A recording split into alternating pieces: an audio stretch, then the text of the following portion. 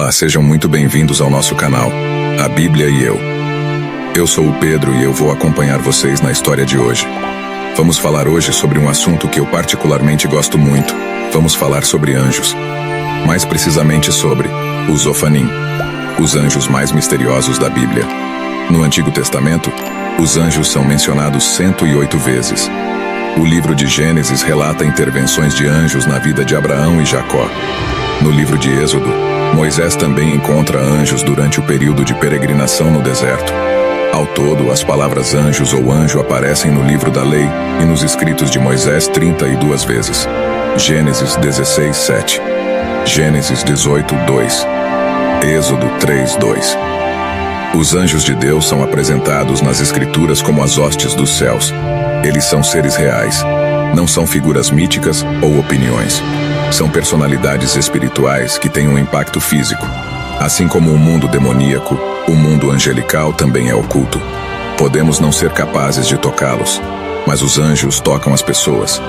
Não podemos controlá-los, mas eles podem destruir reis. Salmos 34, 7.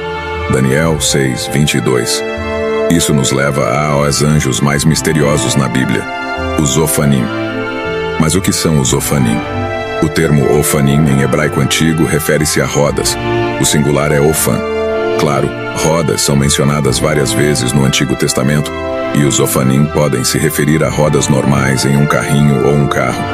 Mas o que mais chama a atenção são as rodas no trono de Deus, mencionadas na visão de Ezequiel. Lá em Ezequiel 1:15 a 19. Ezequiel era um profeta.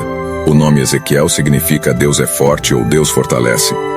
Ele viveu em um dos períodos mais difíceis da história de Judá, o exílio babilônico, o que pode explicar a razão de seu nome. Durante a conquista de Nabucodonosor em 597 a.C., ele foi um dos 10.000 prisioneiros capturados de Jerusalém e provavelmente profetizou em Babilônia para os exilados em Tel Abib, perto do rio Cabur. O ministério de Ezequiel era absolutamente necessário para os exilados. Para aqueles que acreditavam e prestavam atenção em suas palavras, havia vida, mas para os outros um julgamento certo. O ministério de Ezequiel mostrou que Deus ainda estava se comunicando com eles, mesmo durante tempos de julgamento severo. Embora fossem punidos, não foram abandonados. Jeremias pregava a mensagem de Deus em Jerusalém, enquanto outra voz pregava para os exilados em Babilônia, para que ficassem informados sobre os planos de Deus. Ambas as vozes eram igualmente fortes. Ezequiel 2, 1 a 7. Ezequiel teve uma visão. Deus apareceu a ele durante o exílio. Deus usou esse encontro para iniciar o ministério profético de Ezequiel, mostrando-lhe uma visão surpreendente. É difícil definir os Ofanim descritos na visão de Ezequiel, sem considerar a totalidade da revelação. Deus escolheu abrir os céus diante dos olhos temporais de Ezequiel. A descrição da visão inaugural de Ezequiel é um dos trechos mais difíceis de traduzir em todo o Antigo Testamento. Ezequiel começa contando onde estava quando teve a visão. Ele estava junto ao rio Quebar, entre os exilados. Os céus se abriram e ele viu visões de Deus. Ezequiel 1, 1 a 3. Ezequiel nota uma nuvem densa e relâmpagos se aproximando do norte. Dentro da nuvem, ele vê 4 seres brilhantes. Embora esses seres tenham a aparência de humanos, eles não são humanos de forma alguma. Cada um possui 4 rostos diferentes. Um humano representando inteligência, um leão representando força, um boi representando serviço e uma águia representando sublimidade. Ezequiel 1, 4 a 14. Os 4 seres também possuíam asas e estavam dispostos a seguir o Espírito para onde quer que ele fosse. Deus queria que Ezequiel entendesse que ele está em toda parte. Ezequiel pode ter estado em terra de exílio, mas não estava sozinho. Deus estava com ele. Ezequiel 1, 20 a 25. Como crentes em Deus, podemos encontrar conforto no fato de que Ele está sempre conosco, não importa onde estejamos ou quais desafios enfrentemos. A ideia de que Deus está presente em todos os lugares nos traz paz de espírito, sabendo que Ele está sempre conosco. A visão de Ezequiel com os Ofanim serve para reforçar essa verdade. Ezequiel também viu as rodas como rodas de um carro, que pareciam um giroscópio, permitindo movimento em qualquer direção sem precisar virar. As rodas e os seres viventes estavam ligados de tal forma que se moviam juntos. Os Ofanim não atraem atenção para si mesmos, mas apontam para a glória de Deus e carregam sua mensagem para os ouvintes. Ezequiel 1:15-21. Essa visão surpreendente de Ezequiel revela a soberania e a onipresença de Deus. Os Ofanim e os seres viventes trabalham em harmonia, demonstrando a coordenação perfeita na execução dos planos divinos.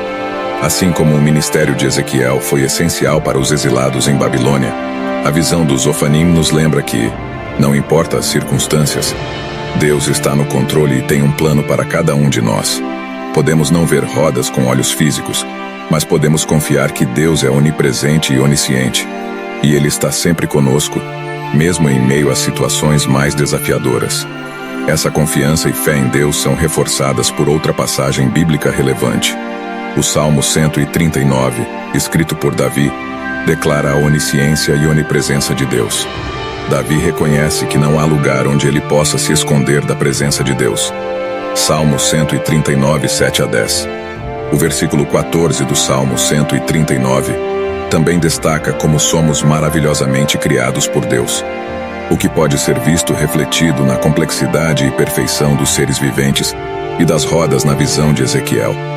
Ao olhar para as Escrituras e meditar na visão dos Ofanim, somos lembrados da grandeza de Deus e de como Ele governa o universo com sabedoria e majestade.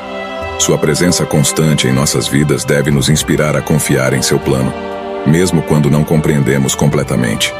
Confiar em Deus não significa que não enfrentaremos dificuldades.